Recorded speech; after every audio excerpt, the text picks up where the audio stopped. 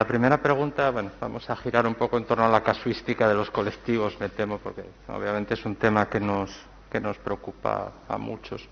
Pero arranco de una pregunta muy puntual. Quería saber si esta semana salió en prensa, se había solucionado el asunto de la vacunación de los usuarios de Siloé, que eran 33 personas con pluripatologías y problemas de salud mental en 2 recursos asistenciales, y de Una ciudad para todos, que eran 27 personas con discapacidad intelectual en 4 pisos tutelados.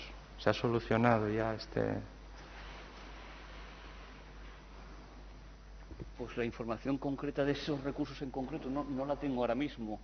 Los criterios de vacunación de grupo 4, que entiendo que es donde entraría este colectivo, sería ese grupo 4, que son personas que tienen gran dependencia con un nivel determinado, que la tienen acreditado o en fase de acreditación, ¿no? que cumplan criterios. No sabría decir en qué fase está ahora mismo, pero bueno, si se ponen en contacto con nosotros lo solucionamos y damos respuesta inmediatamente.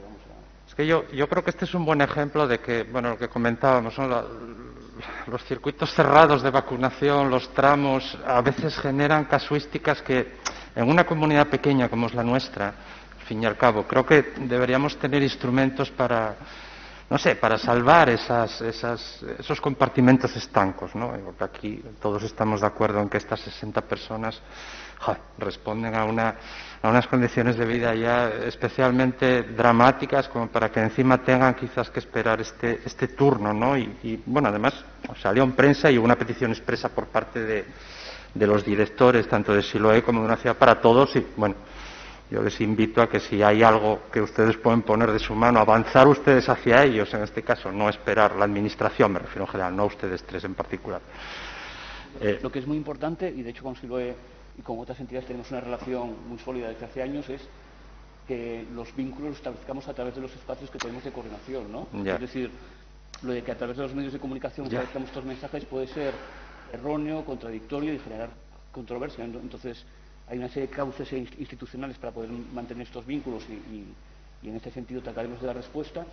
Y luego algo que comenta, que estamos muy de acuerdo, ¿no? Con el sentido de decir, y es importante luego también el tema de que se cumplan los criterios que ahora mismo se establecen en el marco de la estrategia de vacunación, ¿no?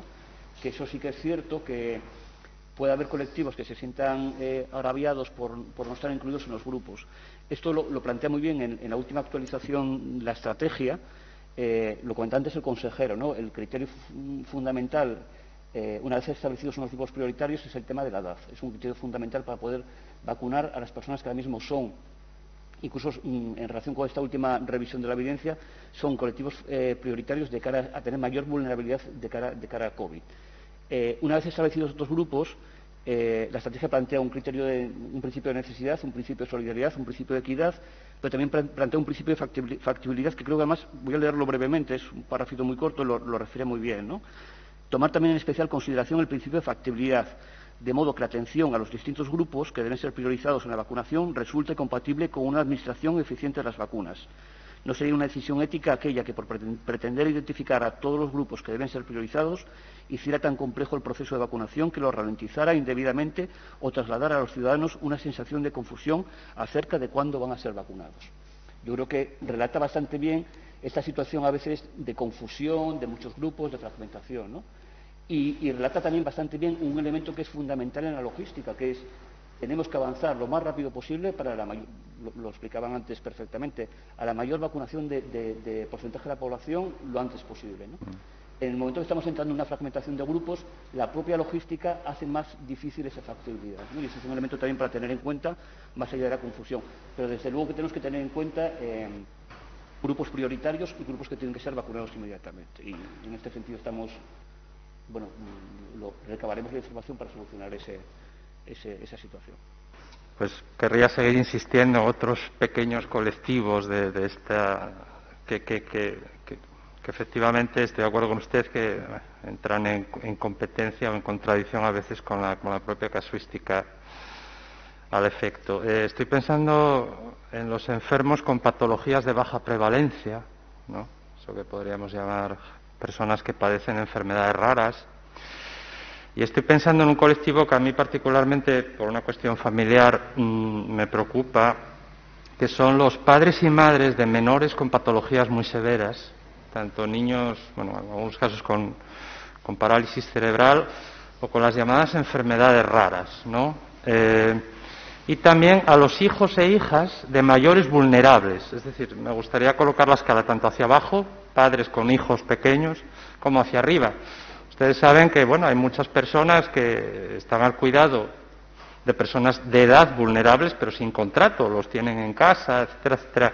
El acceso a esas personas que quedan fuera, a lo mejor por el parámetro de edad ahora mismo, no puede esperar en muchas ocasiones, porque ahí sí que el riesgo objetivo de causar un mal gravísimo me parece que es innegable. Y de alguna manera creo que, insisto, dado la dimensión de nuestra comunidad y dado que entiendo que ustedes mismos desde la Administración tienen que tener bien focalizados, bien rastreadas esos casos, creo que sería relativamente sencillo generar una estrategia de vacunación ad hominem casi, en este caso, que no implicaría de alguna manera generar, creo, ni un escándalo en la sociedad ni una dificultad especial al respecto, ¿no?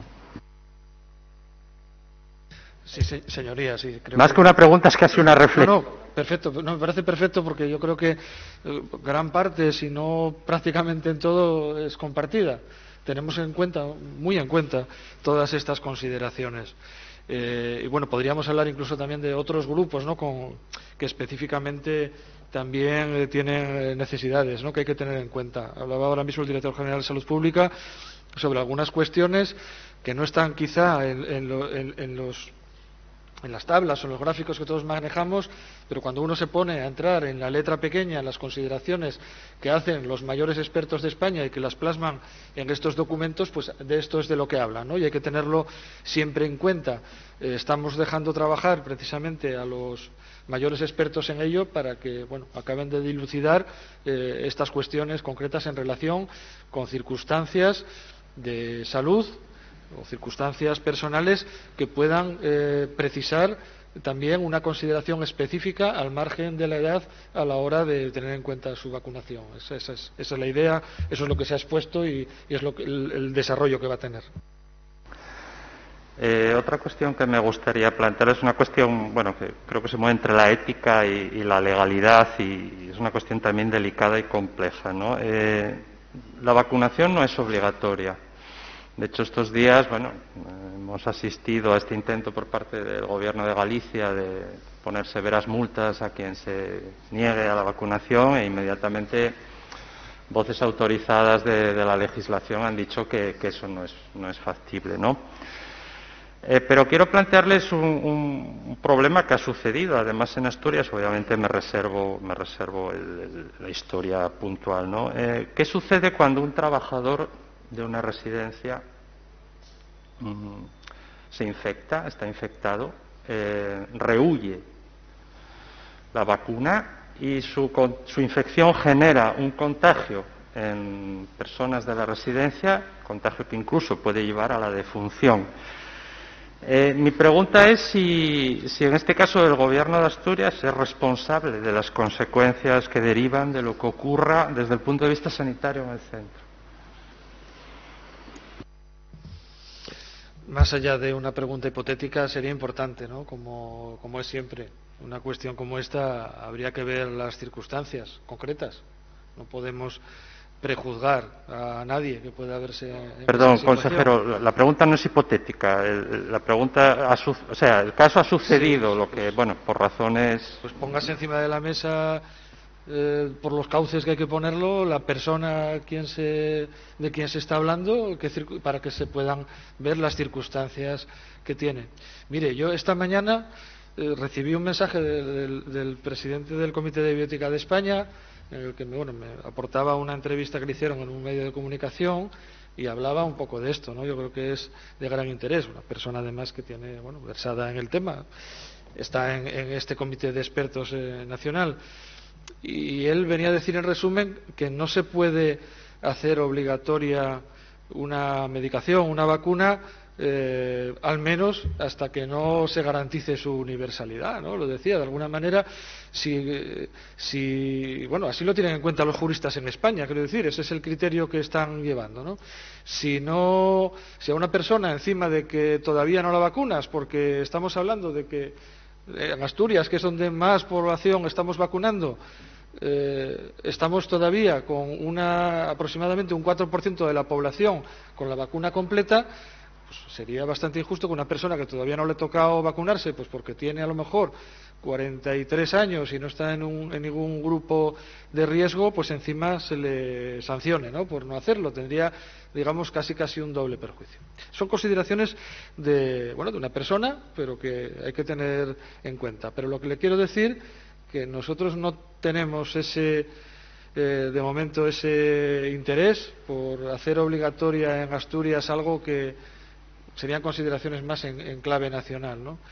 Sí que pudiera ocurrir que hubiera circunstancias en las que así ocurriera, y está previsto también en la ley, en una ley, aparte de que hace referencia a la Ley General de Sanidad, también en una ley de 1980, ¿no?, se hace referencia a algunas vacunas concretas con algunas enfermedades concretas que en una situación de epidemia requiriera, ¿no?, poder hacer esa obligatoriedad.